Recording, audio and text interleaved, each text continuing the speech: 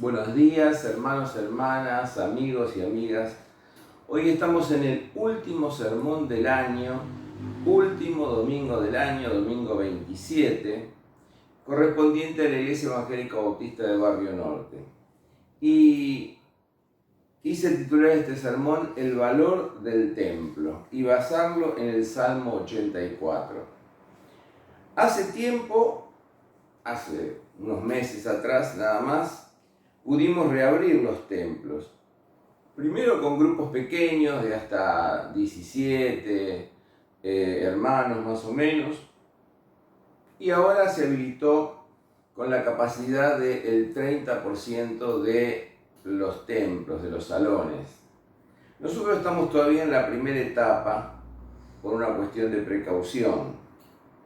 Pero quisiera hoy hablar acerca del valor del templo.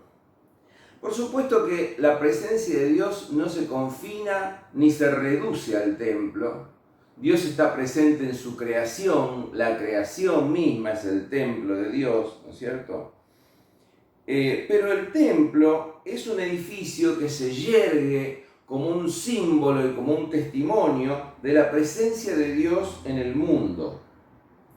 Además, el templo es ese lugar a donde nosotros concurrimos para adorar a Dios, para mantener la comunión cristiana, para recibir instrucción con respecto a la palabra. Es el lugar donde nos organizamos para servir, para evangelizar, ¿no es cierto? Por ello que el templo tiene un valor simbólico y más que simbólico, tiene un valor pragmático, tiene un valor práctico. Leemos entonces el Salmo 84, un hermoso salmo que siempre ha sido de inspiración en mi vida. Cuán amables son tus moradas, oh Señor de los ejércitos. Mi alma anhela y aún desea ardientemente los atrios del Señor. Mi corazón y mi carne cantan con gozo al Dios vivo. Hasta el gorrión halla una casa y la golondrina nido para sí, donde poner sus polluelos, cerca de tus altares, oh Señor de los ejércitos, Rey mío y Dios mío.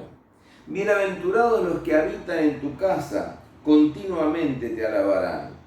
Bienaventurado el hombre que tiene en ti sus fuerzas y en cuyo corazón están tus caminos. Cuando pasen por el valle de lágrimas, lo convierten en manantial.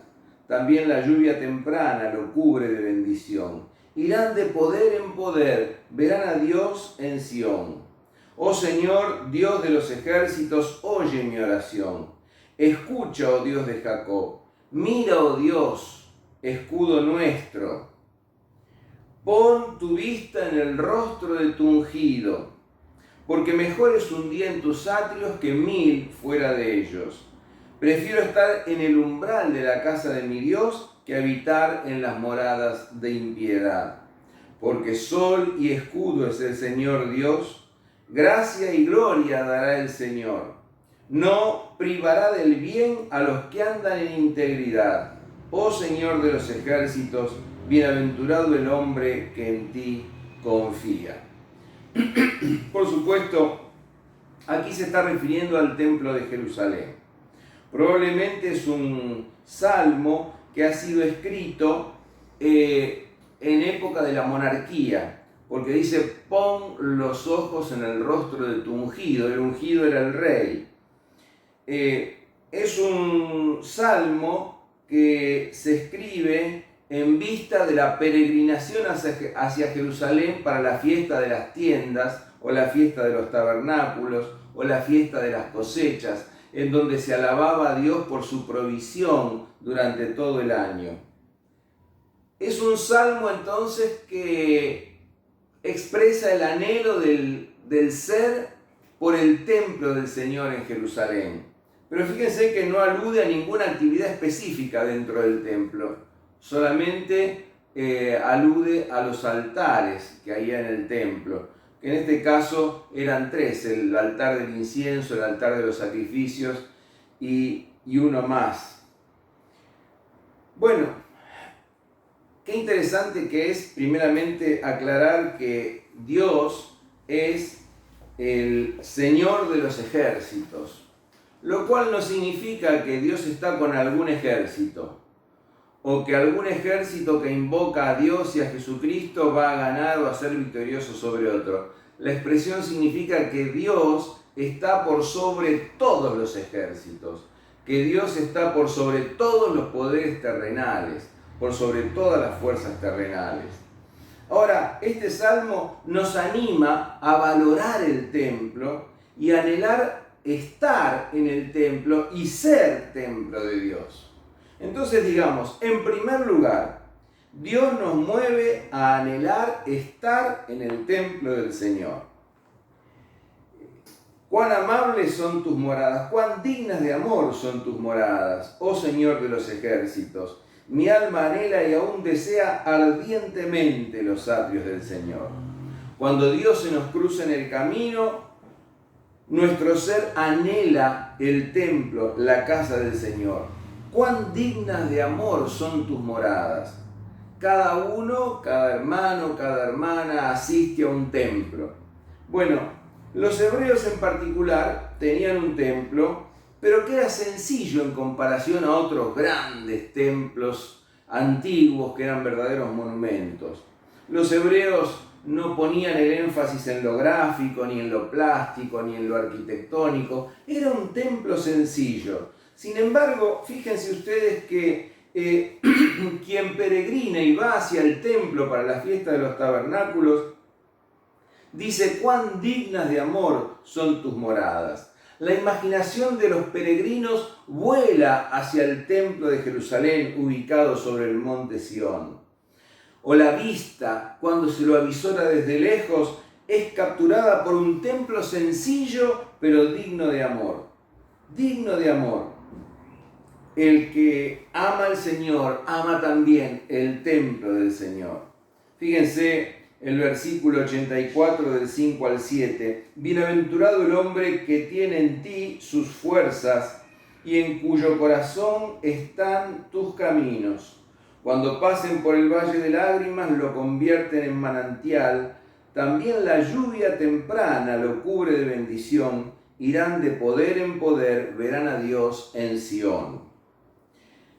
Miren, cuando los peregrinos, tras recorrer largos caminos, pasaban por el Valle de Lágrimas, el Valle de Baca o el Valle de Bequi, ¿no es cierto?, que sería un valle de lágrimas, por supuesto que era un lugar árido donde crecían una especie de acacias que exudaban una sustancia viscosa y gomosa, y que realmente la expresión es simbólica, es metafórica, y Valle de Lágrimas significa ni más ni menos que un lugar árido. Bueno, cuando pasan por el Valle de Lágrimas, lo cambian en manantial, lo cambian en primavera. El otoño se convierte en primavera, porque tal es la alegría de llegar a la casa del Señor que no hay impedimentos que puedan oscurecer u obstaculizar esa alegría. La aridez entonces se hace primavera, la aridez se hace manantial. Y además de eso, además de el deseo ferviente que hay en el corazón del que quiere ir a la casa del Señor, está la providencia de Dios, cuya lluvia temprana, o sea, la lluvia otoñal, lo cubre de bendición, cubre el valle de bendición. El esfuerzo por llegar al templo, el esfuerzo por llegar a la casa del Señor se hace placer, se hace un inmenso placer. El largo camino a través de las caldeadas tierras de Palestina se hace llevadero. Primero, porque hay un deseo que motoriza el caminar de los caminantes. Y segundo, porque la providencia divina actúa para que ellos puedan sortear todo tipo de obstáculos y todo tipo de impedimentos. Por eso dice el texto: irán de poder en poder, verán a Dios en Sión. A cada paso que dan, estos esforzados caminantes, a cada paso que dan, uno diría aumenta la fatiga, pero en realidad no es así. no se acumula la fatiga, se aumenta el poder, se acumula el poder. ¿Por qué? Porque en ellos hay hambre, hambre por estar en la casa de Dios, deseo de adorar a Dios, avidez por conocer más. Bueno, en una ocasión, en una cámara Gesell, se puso a hacer un trabajo escolar a dos grupos de niños. Ustedes saben que en una cámara Gesell unos entran por un lado y otros entran por el otro. A uno de ellos se le dijo, bueno, hagan este trabajo escolar y nada más. Los otros, porque los dos grupos eran amantes del fútbol, se les dijo, hagan este trabajo y después vamos a ir a jugar al fútbol. Bien, aquellos que se les dijo hagan este trabajo tardaron muchísimo, lo hicieron incompleto, pero los que sabían que después de ese trabajo iban a ir a jugar al fútbol, lo hicieron con una claridad, con una meticulosidad y con una rapidez que fue asombrosa. ¿Por qué? Porque había algo allí que anhelaban. Había algo allí que los incentivaba a hacer aquello que tenían que hacer para llegar a esa meta. Acá los caminantes quieren llegar al templo del Señor, anhelan fervientemente el templo del Señor. Miren, cuando yo era chico, la iglesia a la que asistía quedaba a 3 cuadras de mi casa. Y la iglesia tenía una torre y por la mañana de los domingos había una música de himnos muy suave, muy melodiosa, muy hermosa, que envolvía la atmósfera, que envolvía el ambiente. Y yo me acuerdo que caminaba con mi padre, porque mi madre iba un poquito más tarde, íbamos caminando y charlando y casi envueltos en esa música que anticipaba la música del alma, la música de la adoración. En una ocasión estaba predicando en una iglesia en el sur y llegaba una familia y el pastor me dice, esta familia nosotros la esperamos con agua y con algo de comer antes de empezar el culto, porque ellos caminan 5 kilómetros para llegar al templo y lo hacen cada vez que hay culto en la iglesia, caminan 5 kilómetros para llegar al templo. Gloria a Dios. Irán de poder en poder, verán a Dios en Sión. Cuando tu alma anhela ardientemente la casa del Señor, no hay obstáculos. Cuando tu alma anhela ardientemente la casa del Señor, el esfuerzo se convierte en placer. Y el valle de Bequi, el valle de lágrimas, se convierte en primavera y en manantial. En segundo lugar, Dios nos da el privilegio de estar en el templo del Señor. Dios nos da ese gran privilegio de estar en el templo del Señor. La segunda parte del versículo 2 cambia el verbo y dice, mi corazón y mi carne cantan, ahora ya en la casa del Señor, con gozo al Dios vivo. Mi corazón y mi carne cantan con gozo al Dios viviente. Fíjense ustedes que canta el corazón y canta la carne.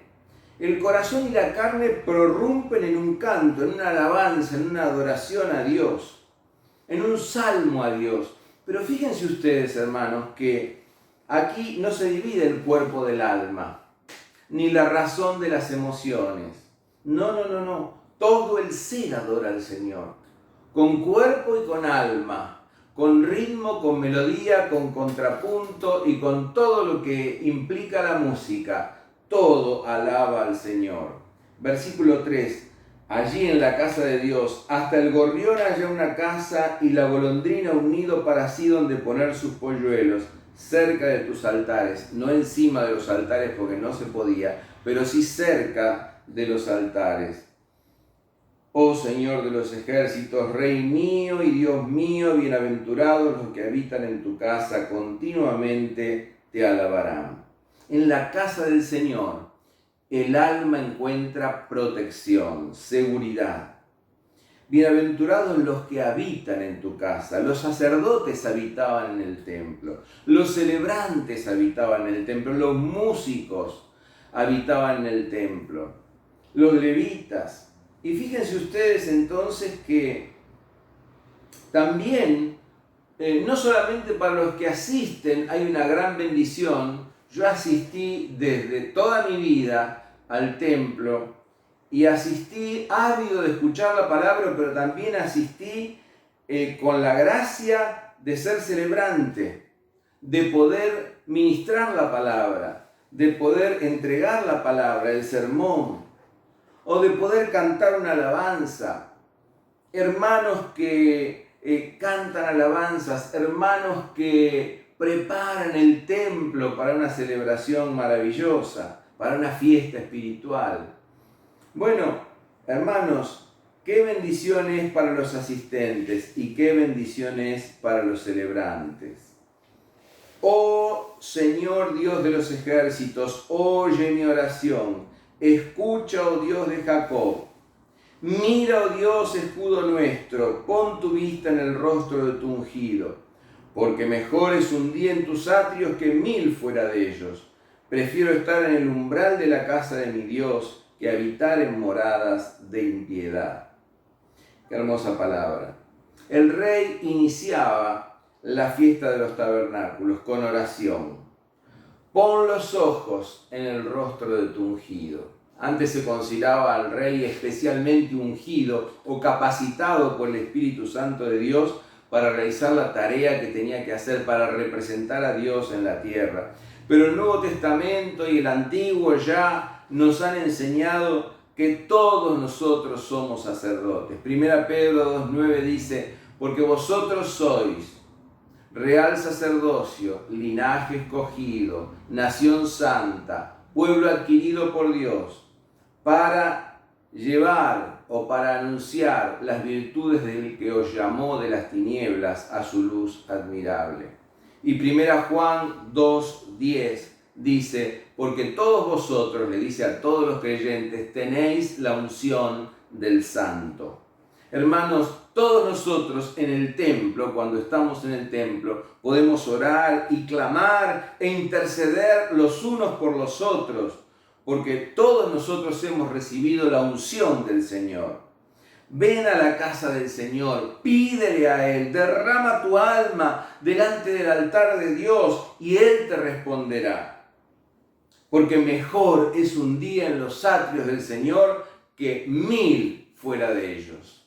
Hermanos, ¿qué sería si nuestra alma no estuviera anclada en la esperanza, en la fe y en el amor del Señor Jesucristo? Mejor es un día en tus atrios que 1000 fuera de ellos.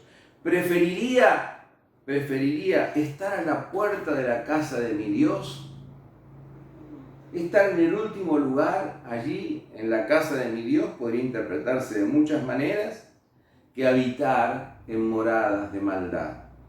¿Dónde estamos habitando? ¿Dónde estamos frecuentando? ¿Por qué nos estamos dejando influir? Nos estamos dejando influir por discursos discriminatorios, nos estamos dejando influir por discursos malévolos, nos estamos dejando influir por palabras y por hábitos que degradan nuestra vida. ¿Estamos morando en moradas de maldad o estamos escuchando, nutriéndonos de los valores del reino de Dios? ¿Dónde estamos habitando? Mejor es un día en tus atrios que 1000 fuera de ellos. Preferiría estar en la casa de mi Dios antes que habitar en moradas de impiedad, allí en el umbral de la casa de mi Dios, allí solamente para escuchar aquello que viene de parte del Señor. Por último, Dios quiere no solamente que estemos en el templo de Dios, sino quiere que seamos nosotros templo del Espíritu Santo. Que vos y yo seamos templo del Espíritu Santo. Fíjense ustedes aquella pregunta retórica que le hace el apóstol Pablo cuando escribe a los Corintios, 1 Corintios 6:19. ¿O no saben ustedes que nuestro cuerpo o que nuestra personalidad es el naos, el lugar santísimo donde habita el Espíritu Santo que tenéis de Dios y que no sois vuestros? Bueno, aquí vemos tres grupos. Los que habitan en el templo, los que ministran en el templo, los que concurren al templo asiduamente, con ganas, con anhelo, con fervor, con deseo ferviente, y los que están impedidos de estar en el templo por distintas razones. Están hospitalizados, o como nuestra querida hermana Lidia Martins, que no puede movilizarse prácticamente. Bueno, hermanos que están impedidos de acercarse al templo.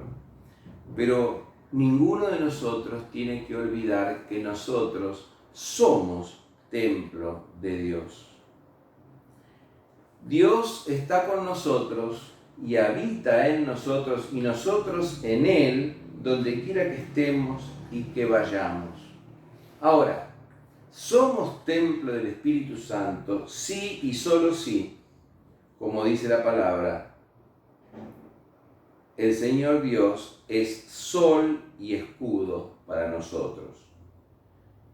El Señor tiene que ser nuestro sol, la fuente de vida y nuestra luz. Miqueas 4:2. Y a vosotros, los que esperáis en el Señor, os nacerá el sol de justicia, y en sus alas traerá salvación, y saldréis y saltaréis como becerros de la manada. Dios es mi luz y mi salvación. Escudo nuestro es el Señor. En Él estamos seguros. Dios tiene que ser tu sol, tu fuente de vida y tu luz. Pero también tiene que ser tu escudo, en quien vos te escudes y te refugies. Ese escudo que pueda detener todos los dardos del maligno. Sol y escudo es el Señor Dios, gracia y gloria dará el Señor. Interesante acá lo que nos da el Señor a cada uno de nosotros cuando somos templo de su Espíritu, por la gracia del Señor Jesucristo. Primeramente nos da gracia, lo ético, y segundo, gloria, lo estético.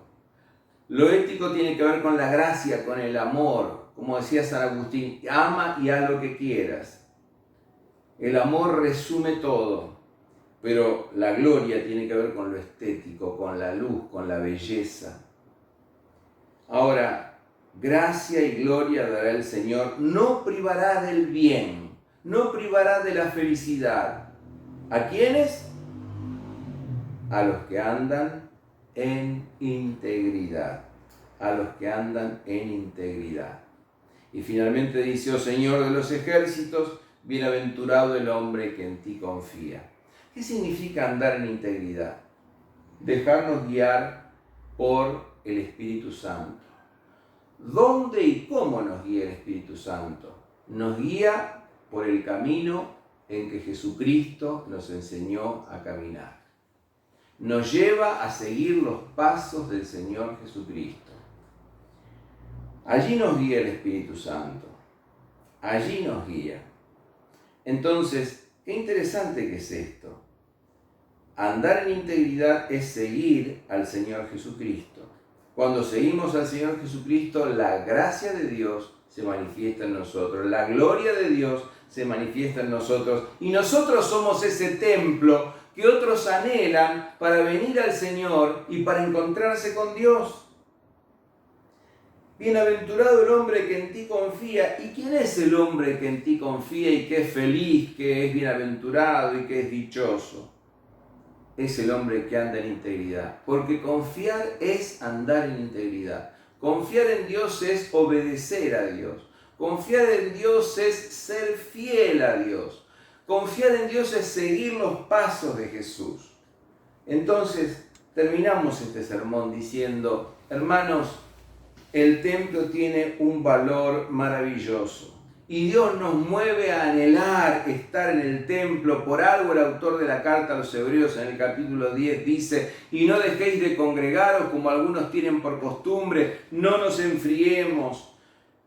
Dios quiere que ardamos de deseo de estar en el templo del Señor. Dios nos da el privilegio de estar allí y la bendita paz y el bendito gozo de estar allí. Pero Dios quiere que vos y yo seamos el templo del Señor, que seamos templo del Dios viviente. ¿Cómo? Confiando en Él. ¿Cómo confiar en Él? Ser fiel al Señor Jesucristo. Permitir que el Espíritu Santo nos guíe por el camino que el Señor Jesucristo nos quiere llevar. Y que así vos y yo podamos cumplir la vocación existencial que Dios tiene para cada una de nuestras vidas. Damos gracias al Señor por este mensaje que Él nos ha dado a través del Salmo 84.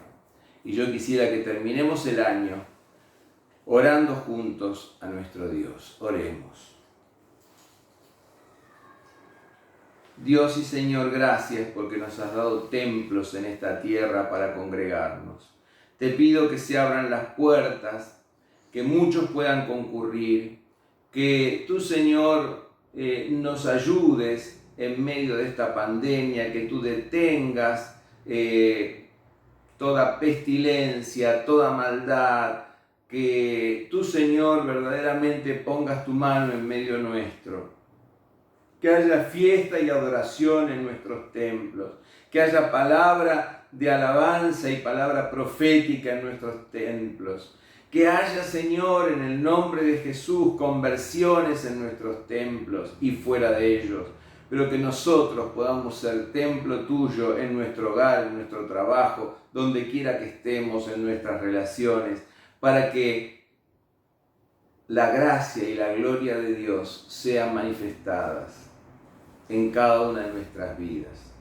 Yo te pido, Señor, al finalizar este año, que si alguien de los que hoy está escuchando este mensaje todavía no ha recibido al Señor Jesucristo como Salvador y Señor de sus vidas, hoy, ahora mismo, puedan hacerlo, pidiendo sencillamente a ti, oh Padre, que perdone sus pecados en el nombre de Cristo, en el poder de tu Espíritu, y que le des esa vida abundante que solamente tu Espíritu de vida, tu Espíritu Santo, puede darnos. Te lo pido en el nombre de Jesús. Amén.